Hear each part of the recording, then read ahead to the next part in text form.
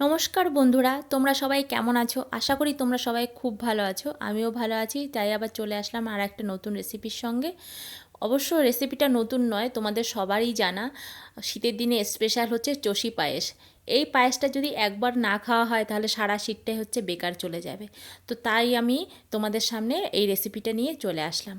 তো আমি বেশ কিছুটা গরম জল বসিয়ে দিয়েছি কড়াইতে, কিছুটা নুন দিয়ে দিলাম। জলটা যখন একটু গরম হয়ে এসেছে, মানে ভালোই গরম হয়ে এসেছে, তখন যতটা পরিমাণে তুমি চষি পায়েস করবে ততটা পরিমাণে তুমি চালের গুঁড়ো নিয়ে জলের সঙ্গে ভালো করে মিশিয়ে একটা ডো তৈরি করে নেবে। তো বন্ধুরা, এটা করাটা খুবই সোজা, তোমরা একটু চেষ্টা করলে ঠিক পেরে যাবে আশা করি। তো দেখো, ডোটা অনেকটাই আমার রেডি হয়ে আসছে। তো দেখো, এখন মোটামুটি চালটা একটু কেমন শুকনো শুকনো লাগছে, কিন্তু পরে এটা পুরোপুরি ঠিক হয়ে যাবে।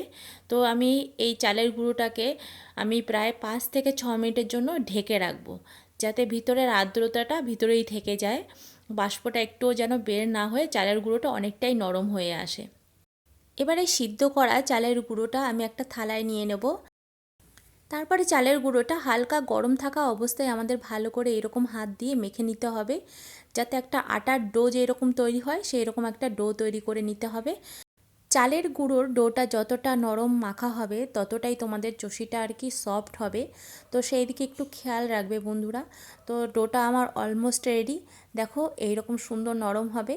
এরপর আমি কি করব, একটা সাদা কাপড় মানে শুকনো পরিষ্কার কাপড় ভিজিয়ে নিয়েছি, সেটা আমি এবার এই ডোয়ের উপরে ঢেকে দেব, যাতে উপরের অংশটা শুকিয়ে না যায়। তো এটা অবশ্যই করতে হবে বন্ধুরা। এবার কিছুটা চালের আটার ডো নিয়ে নেব, তারপর এইরকম লম্বা লম্বা করে শেপ দিয়ে নেব, তাতে আমার চুষিটা কাটতে সুবিধা হবে। ঠিক এইরকম লম্বা লম্বা করে সব কটা কেটে নেব।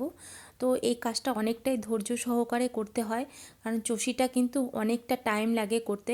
আগের দিনে আমরা দেখতাম আমাদের ঠাকুমারা দিদারা যখনই চষি পায়েস রান্না করতো সবাই মিলে, মানে মাসিরা যত ঘরের মেয়ে ছেলেরা ছিল সবাই মিলে এটা করতে বসতো। তখন তো বুঝতাম না যে কতটা টাইম লাগে, ঠিক এখন বুঝতে পারি যখন রান্না করছি আর কি, এখন বুঝতে পারি কতটা টাইম লাগে।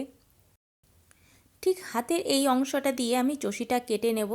দেখো খেয়াল করে, বাঁ হাত দিয়ে যতটা পরিমাণ আমি চষিটা কাটবো বাঁ হাত দিয়ে ঠিক ততটুকু ডো আমি কেটে নিচ্ছি, তারপর আমি ডান হাত দিয়ে কিন্তু শেপটা দিচ্ছি। এইভাবে আমি সব চষিগুলো ভালো করে কেটে নেব। দেখো কাজটা কিন্তু একটু কঠিন, সময় লাগে, তো অনেকটা টাইম নিয়ে আমি এই কাজটা করেছি। দেখো বেশ এইরকম আমি চষিগুলো সব কেটে নিয়েছি। চুষিগুলো তো আমার কাটা সব হয়ে গেল। এরপর আমি কি করব, অন্যদিকে একটা কড়াই বসিয়ে দিয়েছি ওভেনে। তো তাতে বেশ কিছুটা আমি দুধ দিয়ে দিয়েছি, এখানে 1.5 কিলোর মতো দুধ আছে। এবার এই গরম দুধের মধ্যে আমি বেশ কিছুটা চিনি দিয়ে দেব। যে যেই রকম মিষ্টি খাও সেই অনুযায়ী চিনিটা দিয়ে দেবে, আর সামান্য একটু নুন দিয়ে দেবে। তারপরে বেশ ভালো করে দুধটা আমরা ঘন করে জাল করে নেব। দেখো অনেকটাই ঘন হয়ে এসেছে। তো দুধটা যখন পুরোপুরি ঘন হয়ে আসবে তারপর আমরা কেটে রাখা চুষিগুলো সব দিয়ে দেব। তো বন্ধুরা, চুষিগুলো দেওয়ার সঙ্গে সঙ্গে একটু হাতা দিয়ে ভালো করে নেড়ে চেড়ে নেবে, নাহলে কিন্তু চুষিগুলো একসঙ্গে জড়িয়ে থাকবে। দেখো এইভাবে ঠিক নেড়ে চেড়ে দেবে, নাহলে চুষিগুলো কিন্তু জড়িয়ে থাকবে, সেই দিকে অবশ্যই তোমরা খেয়াল রাখবে। তো বন্ধুরা, এই চুষিটা দেওয়ার পরে বেশিক্ষণ একদম দুধটা জাল করতে যাবে না, অলরেডি কিন্তু চুষিটা আমাদের অনেকটাই সিদ্ধ হয়ে আছে। যখন আমরা চুষিটা কেটেছি তখন কিন্তু গরম জলে দিয়ে সিদ্ধ করেই চুষিটা আমরা কেটেছি। তো প্রায় 2 থেকে 3 মিনিট একটু লো ফ্লেমে আমরা চুষিটা রান্না করে নেব। দেখো কতটা লোভনীয় হয়েছে চুষিটা রান্না।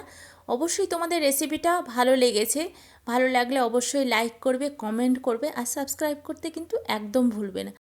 আর হ্যাঁ, যে সকল বন্ধুরা অলরেডি আমার পাশে রয়েছো তাদের আমি অসংখ্য ধন্যবাদ জানাচ্ছি।